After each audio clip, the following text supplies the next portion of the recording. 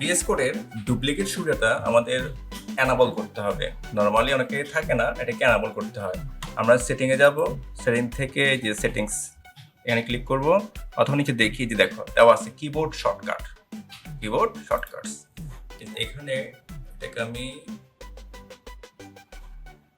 কেটে দিলাম আপাতত। দেখো এখানে ডুপ্লিকেট সার্চ কর,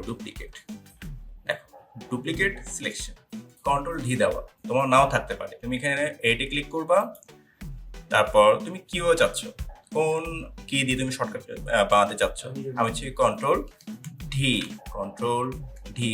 দেখো তোমার যে আগে থেকে কোনো কমান্ড থাকে সে দেখাবে three existing commands have this কি বাইন্ডিং। আমি হচ্ছে কন্ট্রোল বা অল্টার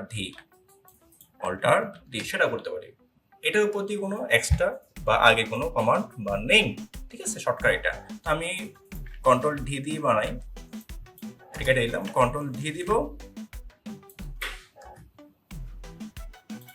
কন্ট্রোল ডি, এই যে এটা জাস্ট কন্ট্রোল ডি, ওকে, এন্টার দিব, শেষ। এখন আমরা যদি আমাদের কোডে যাই, তারপর যে কোনো কোড কন্ট্রোল ডি দেখো, প্রেস করে দেখো ডুপ্লিকেট হয়ে যাচ্ছে। এভাবে আমরা সহজে ডুপ্লিকেট করতে পারবো।